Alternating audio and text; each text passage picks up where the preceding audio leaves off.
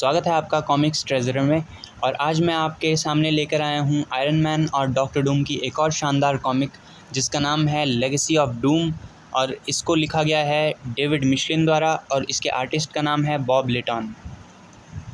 दोस्तों, इस comic book के पहले इशू का नाम है अ नाइट इन हेल। तो चलिए दोस्तों, हम शुरू करते हैं।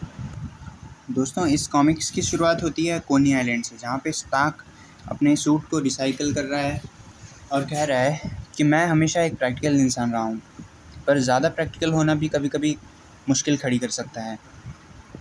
दूसरे सीन में हम देखते हैं कि टोनी स्टार्क के सूट में एक चिप लगी हुई है जो उसके प्रीवियस मिशंस को सेव करती है, और जब वो उसको अपने कंप्यूटर में इंसर्ट करता है तो उसको एक टाइम स्टैम्प में गड़बड़ी दिखती है, जिसमें उसको ये नहीं पता चल रहा कि 8 दिन का डाटा कहाँ मौजूद है। तो वो सोचता है चलो मैं प्लेबैक शुरू करता हूँ, इसमें कुछ पता चलेगा। तो प्लेबैक में वो देखता है कि वो स्पेस शटल को ठीक कर रहा है, जो स्टार्क इंटरनेशनल की एक रिसर्च सैटेलाइट है, और उसके सामने दिखता है डॉक्टर डूम। अब टोनी स्टार्क ये सोच रहा है कि मैं डॉक्टर डूम को कैसे भूल सकता हूँ, वो तो अर्थ का सबसे। तो यहाँ पे अगले सीन में स्टार्क पिछली यादों को याद कर रहा है, जब डॉक्टर डूम के एक साइंटिस्ट ने उसे टाइम पोर्टल में धकेल दिया था और वो पहुंच गए थे किंग आर्थर के समय कैमलॉट के एक शहर में, जहां पे डूम और मॉर्गना ली फे, जो एक जादूगरनी है किंग आर्थर के समय की, वो यहाँ पे किंग आर्थर को राजा से हटाने के बाद खुद रानी बनना चाहती थी। तो आयरन मैन ने किंग आर्थर की सेना के साथ और डॉक्टर डूम ने मॉर्गना ली फे के साथ मिलके युद्ध शुरू किया, और अंत में यहाँ पे आयरन मैन की जीत हो गई। पर जब किंग आर्थर को ये सब पता चला तो मॉर्गना ली फे ने डॉक्टर डूम के साथ एक तरह से बिट्रे किया उसको, और किंग आर्थर के साथ मिल गई।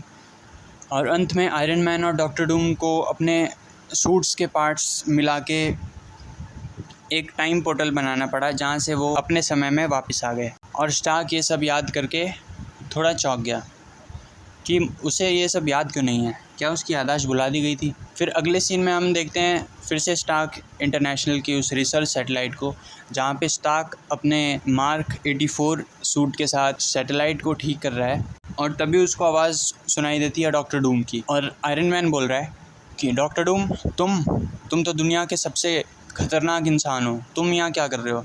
और स्टार्क एक रिपल्सर बीम उसके सूट पे दे मारता है, पर डॉक्टर डूम बोलता है कि तुम इतने चालाक भी नहीं हो, है ना, जितना मैंने सोचा था। रिपल्सर बीम एक होलोग्राफिक प्रोजेक्शन पे कैसे काम करेगी बताओ। डॉक्टर डूम आयरन मैन को कहता है कि तुम मुझे लैटवेरिया में अभी मिलोगे। आयरन मैन को ये पसंद नहीं आता कि डॉक्टर डूम उसे हुक्म दे रहा है जैसे कि वो कहीं का राजा हो बहुत बड़ा। अगले पल हम स्टार्क को देख सकते हैं लैटवेरिया की सीमा में, जहाँ बहुत सारे टैंक्स और प्लेन्स लैटवेरिया के महल पे हमला कर रहे हैं जहाँ डॉक्टर डूम रहता था।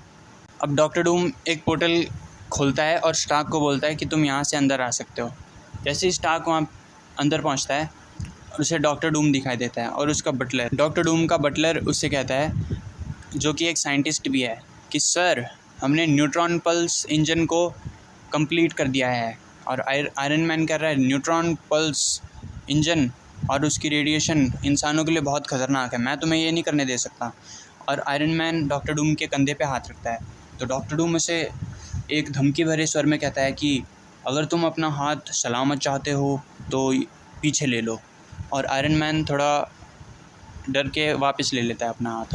अगले पल डॉक्टर डूम बोलता है कि तुम्हारा अभी यहाँ कोई काम नहीं है स्टार्क, तुम जाओ, ये जो आर्मी है इसको भगाओ यहाँ से, फिर मैं आगे सोचूंगा कि तुम्हारे साथ क्या करना है। स्टार्क अपने एटीट्यूड में आके वहाँ से जाता है और आर्मी को हरा के वापस आ जाता है। और फिर हम देखते हैं डॉक्टर डूम यहाँ पे चालाकी से आयरन मैन को बोल रहा है कि मैफिस्टो ने हमारे अर्थ 616 तक पहुँचने का रास्ता खोज लिया है, और अब मैं ये न्यूट्रॉन पल्स इंजन बना रहा हूँ उसके पोर्टल तक पहुँचने के लिए, जहाँ मैफिस्टो रहता है, हेल का राजा।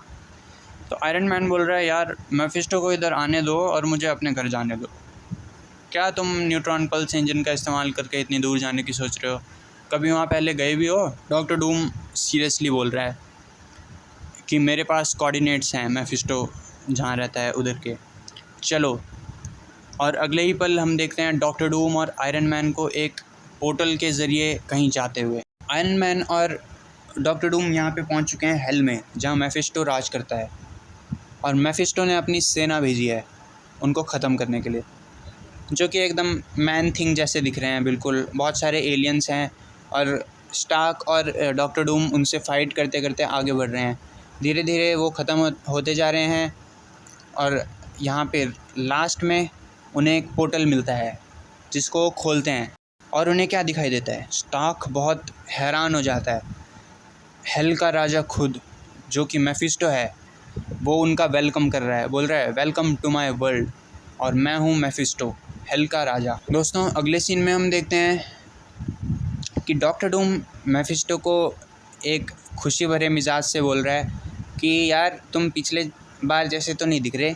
आयरन मैन बोल रहा है कि क्या तुम पिछली बार भी आ चुके हो, कितनी बार आते जाते रहते हो, मेफिस्टो के दोस्त हो क्या? तो मेफिस्टो बड़े हंसते हुए आयरन मैन को बोलता है कि एवेंजर, तुम्हें अभी तक नहीं पता चला कि तुम्हें फंसाया गया है। और डॉक्टर डूम यहाँ पे अपने बनाए हुए पोर्टल से जाते वक्त आयरन मैन को बोलता है, और ये मेरा लास्ट किंग आर्थर की वॉर वाला बदला पूरा हुआ। मैंने तुमसे कहा था कि मैं तुमसे बदला लूँगा ज़रूर, और मेरा बदला पूरा हुआ। मैं जा रहा हूँ, बाय आयरन मैन। और यहाँ पे डॉक्टर डूम पोर्टल के ज़रिए चले जाता है और मेफिस्टो यहाँ पे आयरन मैन को बोल रहा है कि यार तुम इतने सिंपल से बंदे से कैसे चकमा खा सकते हो, ये तो मेरा बटलर का बटलर भी नहीं है। डॉक्टर डूम अपने आप को राजा कहता है लेटवेरिया का, लेकिन मेरे सामने ये मच्छर है। आयरन मैन बोल रहा है मच्छर तो अब तुम बनने वाले हो मेफिस्टो। और यहाँ पे हम देखते हैं कि ये इशू ख़त्म हो जाता है यहीं पे। तो दोस्तों अगर आपको ये इशू अच्छा लगा हो तो बने रहिए इस कॉमिक स्टोरी लाइन के साथ जिसका नाम है लेगेसी ऑफ डूम। तो अगर आपको ये इशू अच्छा लगा हो तो इस चैनल को ज़रूर सब्सक्राइब कीजिएगा और वीडियो को लाइक और शेयर ज़रूर कीजिएगा। धन्यवाद।